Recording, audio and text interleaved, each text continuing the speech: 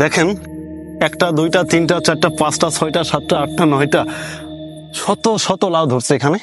তো এখন আমি যাচ্ছি আমাদের যশোরের এক বড় ভাইয়ের প্রকল্পে আর কি, কৃষি খামার গড়ে তুলেছে সেখানে মালয়েশিয়ার বুকে। ওনার বাসা যশোর চৌগাছা ডিস্ট্রিক্টে, সরি চৌগাছা থানাতে। তো এখন যাচ্ছি, দেখি ভাইদের কি কি আছে ভাইদের প্রকল্পে। তো সবাই সাথে থাকুন, দেখি আমাদের ভাই প্রতিবেশী ভাই মানে মালয়েশিয়ার বুকে কি কি প্রকল্প গড়ে তুলেছে আপনাদের মাঝে দেখানোর সুযোগ করে দিব।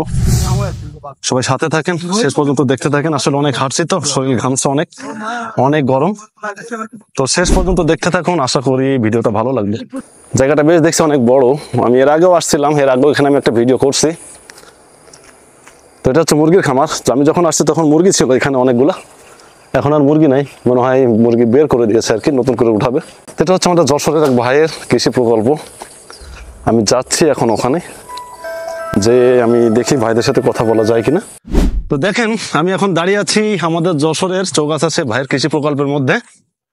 গতবার আমি যখন আসছিলাম তখন এখানে করলা চাষ ছিল, এখন লাউ লাগাইছে, লাউ।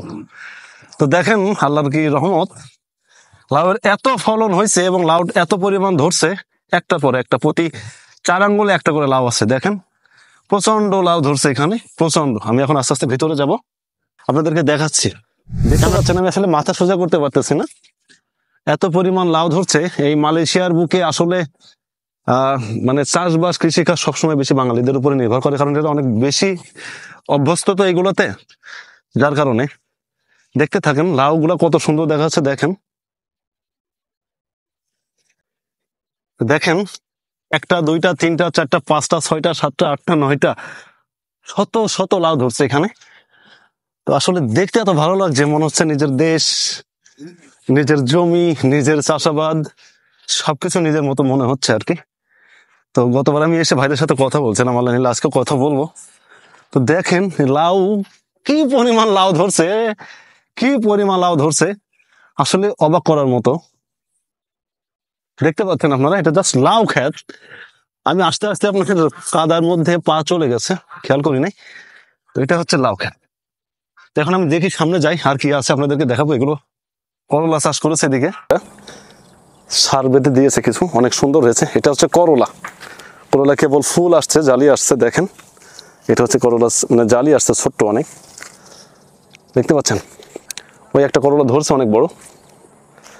তো এগুলো হচ্ছে করলা চাষ করেছে, এখনো নতুন গাছ, নতুন তো পুরোপুরি ভাবে ধরে পারিনি। এখন বেগুনের ক্ষেত, বেগুনের গাছগুলা বয়স হয়ে গেছে। এটা হচ্ছে ভেন্ডির ক্ষেত। তো দেখালাম আপনাদের যশোরের ভাইয়েরা আসলে চাষবাস কেমন করে। আমি আসছিলাম ওনাদের সাথে কথা বলার জন্য, ওনারা এখানে কেউ নাই। আর এর আগের বার আমি যখন আসছিলাম তখন কিছু ক্লোজ ভাই ছিল আর কি, ওরা এখান থেকে চলে গেছে রিসেন্ট, শুনলাম, খারাপ লাগলো। আসলে আপনাদেরকে দেখানোর চেষ্টা করলাম যে মালয়েশিয়ার কৃষিকাজ চাষবাস গুলো কেমন হয়, এবং আমাদের এলাকারই বড় ভাইরা যে মানে এখানে একটা এত বড় প্রজেক্ট করেছে সেটা কেমন, সেটাও দেখানোর চেষ্টা করলাম। তো ভিডিওটা শেষ পর্যন্ত সবাই দেখবেন ইনশাল্লাহ। আর ভিডিওটা দেখার পরে যদি ভালো লেগে থাকে, তো আমার পরিশ্রমটা যেন সার্থক হয়, সবাই একটু শেয়ার করবেন, দেন ভিডিওটা সবাইকে দেখার মতো সুযোগ করে দিন। ইনশাল্লাহ পরবর্তীতে আবারও নতুন কিছু নিয়ে আপনাদের মাঝে হাজির হব। তো ততক্ষণ পর্যন্ত সবাই ভালো থাকেন, সুস্থ থাকেন, আর আমার জন্য দোয়া করবেন, এবং বাংলাদেশের যত প্রবাসী আছে প্রত্যেকটা প্রবাসীর জন্য দোয়া করবেন। সবাই যেন সুস্থ সহি সালামতে নিজের ফ্যামিলির কাছে, নিজের মা বাবার কাছে ফিরে যেতে পারে। সবাই ভালো থাকেন, সুস্থ থাকেন, সহি সালামতে থাকেন। আল্লাহ হাফেজ।